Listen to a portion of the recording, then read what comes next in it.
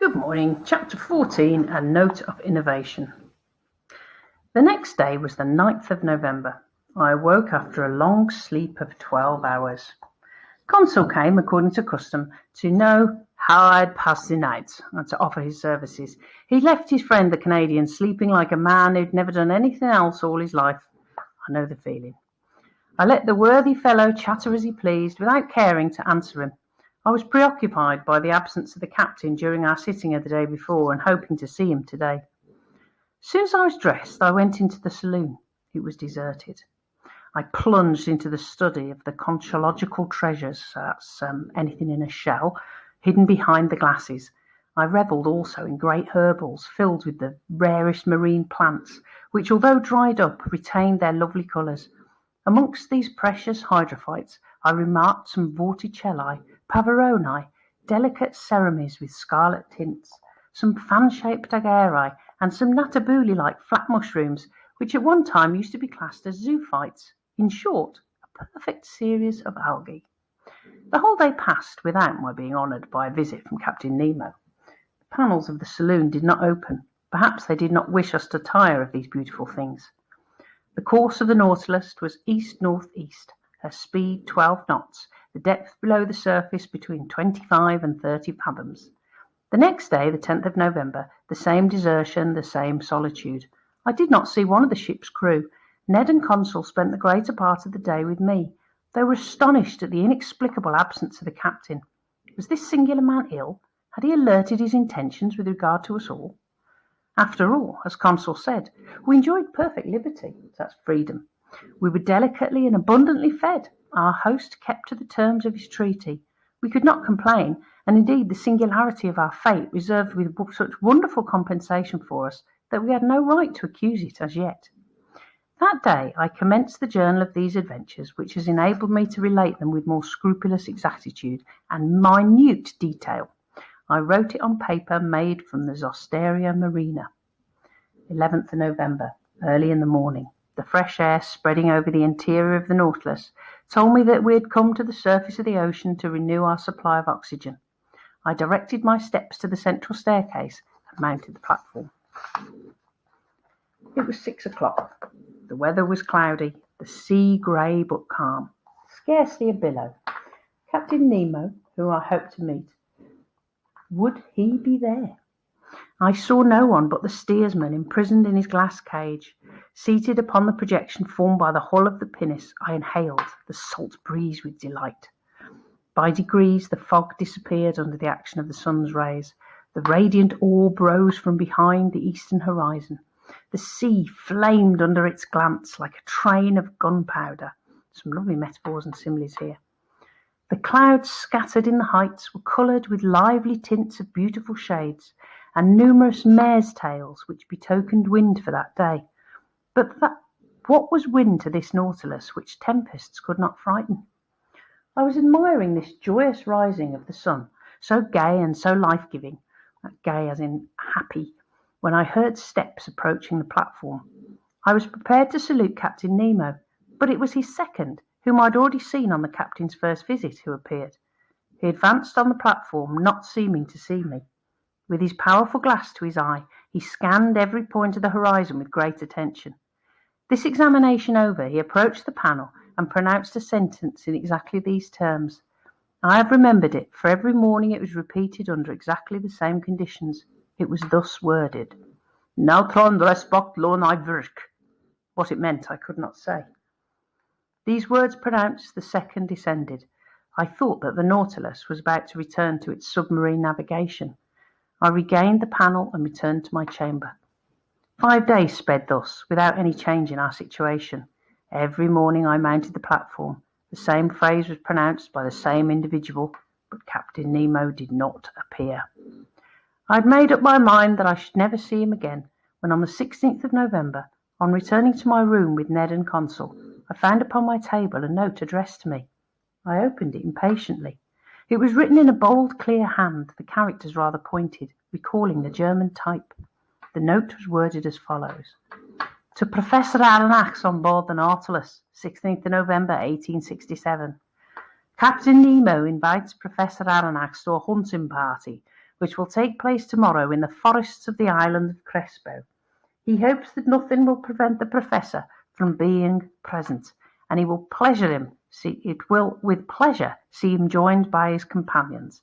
Captain Nemo, commander of the Nautilus. A hunt? Exclaimed Ned. And in the forests of the island of Crespo? Added Consul.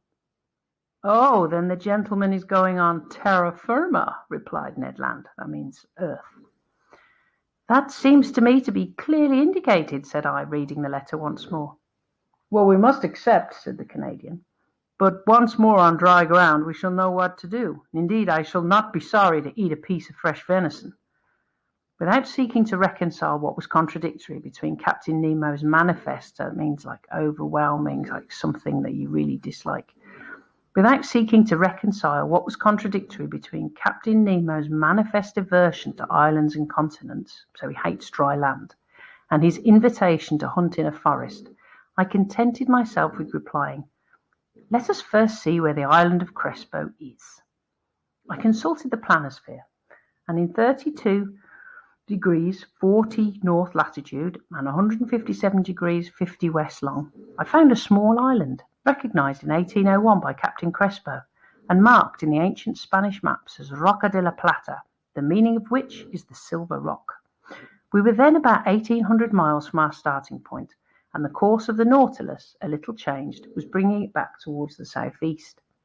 I showed this little rock lost in the midst of the North Pacific to my companions.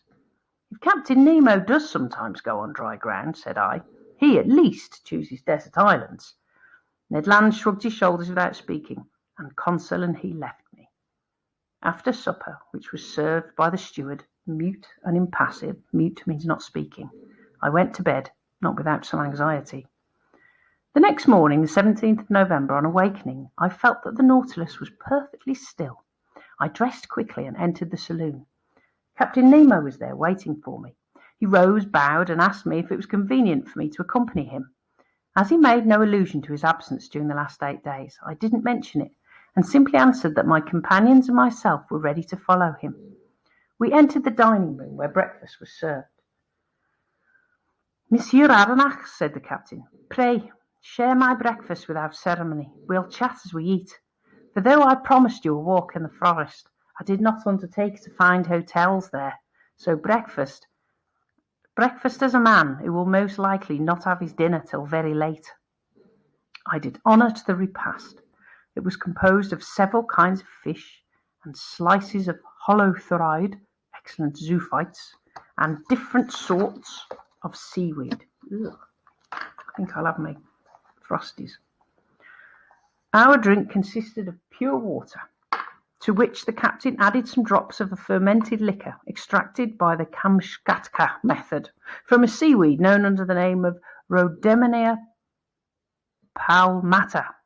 Captain Nemo ate at first without saying a word, and then he began, "Sir, when I proposed to you to hunt in my submarine forest of Crespo, you evidently thought me mad. Sir, you should never judge lightly of any man. But, Captain, believe me, be kind enough to listen, and then you'll then see whether you've got any cause to accuse me of folly and contradiction. Folly is something stupid. I listen. You know as well as I do, Professor, that man can live underwater, providing he carries with him a sufficient supply of breathable air. In submarine works, the workman, clad in an impervious dress, with his head in a metal helmet, receives air from above by means of forcing pumps and regulators." "That is diving apparatus," said I. "Just so. But under these conditions, the man is not at liberty. He's attached to the pump, which sends him air through an india rubber tube. And if we were obliged to be thus held to the Nautilus, we couldn't go far." "And the means of getting free?" I asked. "It is to use the Ruquayrol apparatus, invented by 2 of your own countrymen, which I have brought to perfection for my own use, and which will allow you to risk yourself under these new physiological conditions, without any organ whatever suffering. It consists of a reservoir of thick iron plates, in which I store the air under a pressure of 50 atmospheres. This reservoir is fixed on the back by means of braces, like a soldier's knapsack." Sorry, my dog is snoring very loudly. Its upper part forms a box in which the air is kept by means of a bellows, and therefore cannot escape unless at its normal tension. In the ruqueiral apparatus such as we, 2 india rubber pipes leave this box and join a sort of tent, which holds the nose and mouth. One is to introduce fresh air, the other to let out the foul, and the tongue closes one or the other according to the wants of the respirator. But I, in encountering great pressure at the bottom of the sea, was obliged to shut my head like that of a diver in a ball of copper, and to this ball of copper the 2 pipes, the inspirator and the expirator, open. Perfectly, Captain Nemo. But the air that you carry with you must soon be used. When it only contains 15% of oxygen, it's no longer fit to breathe. Right, but I told you, Mr. Aronnax, that the pumps of the Nautilus allow me to store the air under considerable pressure, and on those conditions the reservoir of the apparatus can furnish breathable air for 9 to 10 hours. I have no further objections to make, I answered. I will only ask you one thing, Captain. How can you light your road at the bottom of the sea? With the Ruhmkorff apparatus, Mr. Aronnax. One is carried on the back, the other is fastened to the waist.